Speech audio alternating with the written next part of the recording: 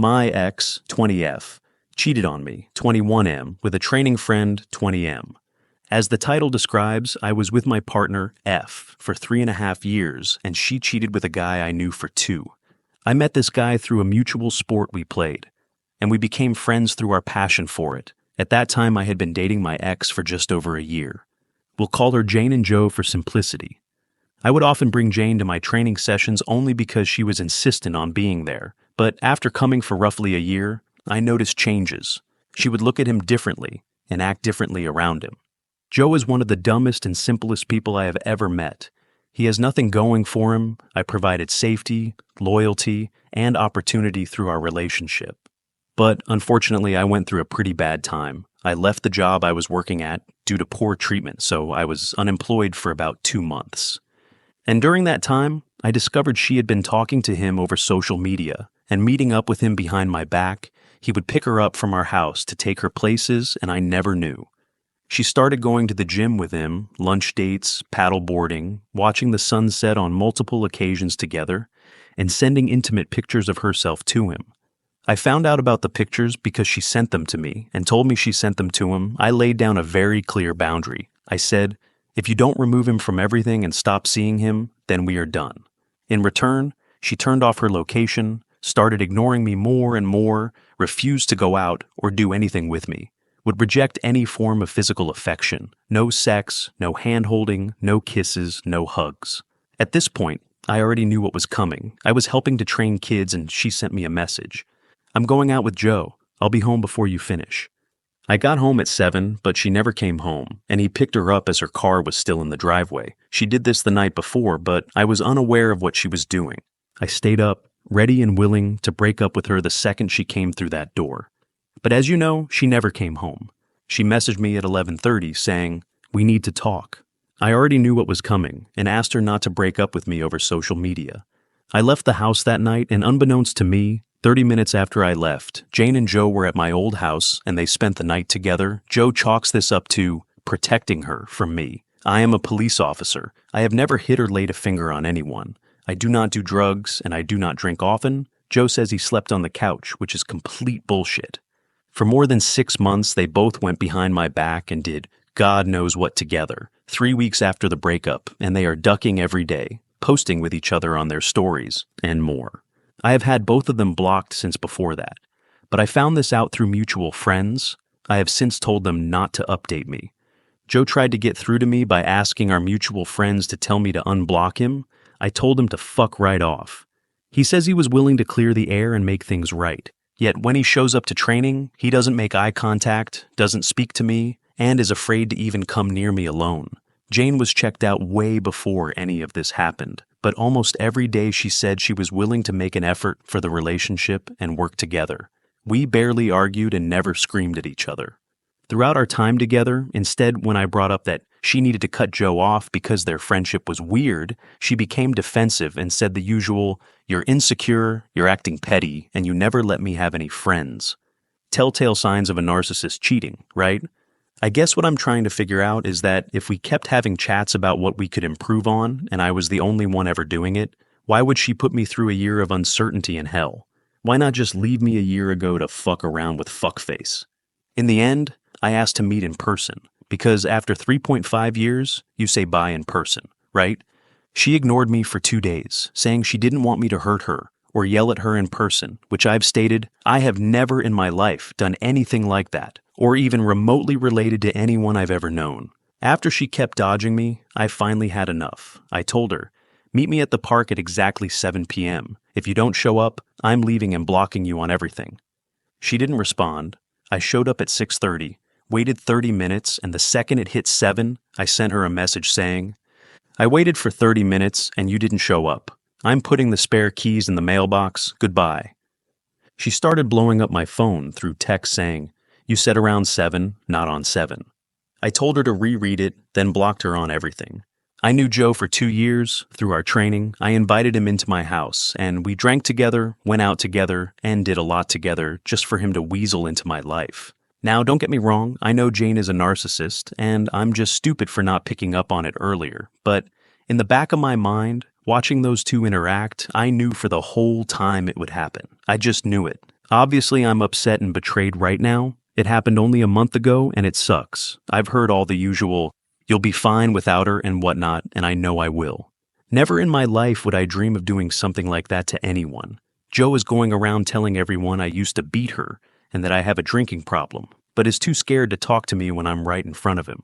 Obviously, she's 90% of the problem and he's 10%, but it just blows my mind that people can act like that, especially to their partner and best mate.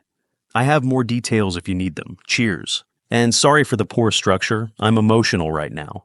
I specifically want this answered. I just want to know, why not break it off earlier? Why make me sit around wondering where you are and why you can't respect a simple boundary and just drop one person to better our relationship? Why ignore me mentally and physically for so long? Why make me feel like I'm doing everything wrong and that I'm useless and can't do a single thing right? Why make the one person you're meant to love feel like an absolute burden and the worst person ever? Edit 1. When she was doing what she was doing, I made it very clear on 2 occasions to either cut him off or I'd be gone. She would for a day then, straight back to it again. She did this twice. It was after the second time that all this happened. Edit 2. Cheers for the support. I'm not interested in hearing from either of them. I was more looking for the psychology behind it so I can avoid it in the future. You've all given me very good and obvious points, and I couldn't be more grateful. I have been quite emotional about the whole thing, but the time to move on is now, and I couldn't be happier to do so. Update 1. We have not been split up for even a month, and Joe has fully moved in with her. Let the fun begin. He will be cheated on. Next ha ha ha. Update. Long story short, together with this girl for 4 years. Cheats on me with a mate of 2 years, but I have info. She's pregnant. Has been for 12 weeks, so either before or the same week we broke up, which is hilarious. I knew it would happen. I called it. He has no idea what's about to happen to him. Also, he's been shunned from the gym, lost all his friends, dropped out of the reserves, and now has a kid. This is the greatest thing to have happened to me this year. I couldn't be happier for their downfalls. Update 1. Didn't clear a few things up, so bear with me. Jane and Joe are happy for now. Within 3 months of us being broken up, she and the guy she cheated on me with are living together, posting everywhere on social media, and now have a kid on the way.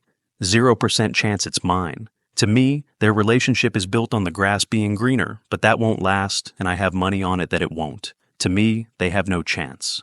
What they're doing just seems like a desperate attempt to make everyone believe that they are a happy couple. But I know that will quickly fail. Update 2. Got people saying that the reason she cheated on me was that I was too easy. I get that women need constant emotional stimulation, or the thrill or whatever the fuck it is. But I treat my partners as my partner, not some whore I find. Are you not meant to have a soft spot and relieve stress and problems to your partner? I'd honestly pin the reason she cheated on me on her horrible father issues, lack of masculine role models and discipline for poor actions, narcissistic manipulation when, if something wasn't done exactly her way, it was immediately wrong together, constant need to get her point across even if it was incorrect, and so much more I could list. Am I really in the wrong here? Because I highly doubt I am. I know no one is perfect, but I never hit her, yelled at her, or treated her poorly. I cooked, cleaned, worked 10-hour days to help support her and more. I don't get it. Can't help but feel disgusted though.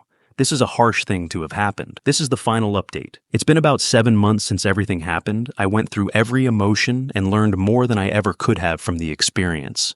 It may be weird to say, but I think I needed this to happen. Everything I knew as my previous life was violently and abruptly taken away from me. Everything I was familiar with, my routine, and the people who I thought were my friends. During that time, I discovered who stood by my side, having everything I was comfortable with taken away that opened my eyes to the world around me. The truth was, I was just a naive person who thought life was all sunshine and rainbows. I thought my life was perfect, and if I lived it that way, then no harm would come to me. But as you know, I was wrong. Good things happen to bad people, and bad things happen to good people. But I'm glad I had the support of who I did during that time. Things might have gone differently. Luckily for me, due to my nature to treat people how I expect to be treated, it wasn't hard for people to naturally take my side and call bullshit When she tried to spread rumors of me being an abusive alcoholic, truth is I didn't have to change a single thing or even defend myself as much as I thought I would have had to. People knew who I was and knew she was lying, and every day I am thankful for that. Having my old life stripped from me, I think it's exactly what I needed. I'm still so young, 21. And since all of this, my life has only just begun. I stayed consistent with my training, and now I'm winning rounds in competitions. I got a promising new job on the line, and a whole list of things I want to achieve in the coming years. It may be immature, but the truth is they are losers. I see him at training occasionally, and my mind tells me to yell and scream and be upset. But the truth is, I truly just feel sad for him. I truly can't be bothered to care about them anymore, because I have my own life to live and goals to achieve. They destroyed a weak part of me in an attempt to destroy me altogether. But instead, they molded someone more dedicated to helping those around him and wanting to do better in every aspect of my life. Funny how that works, how having the most life-altering event thus far can somehow change my whole life's dynamic to want to improve and be better. Although I still struggle to get decent sleep, I thank every day for the people who helped me. The stories I've told don't even scratch the surface of the mental and emotional abuse.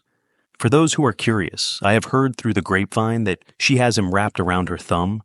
This guy's life is over. His family threatens to call the police if he goes back to his family house, and last I heard she has put on quite a bit. For someone who seemed to care so much about their body image, I find it a little bit funny.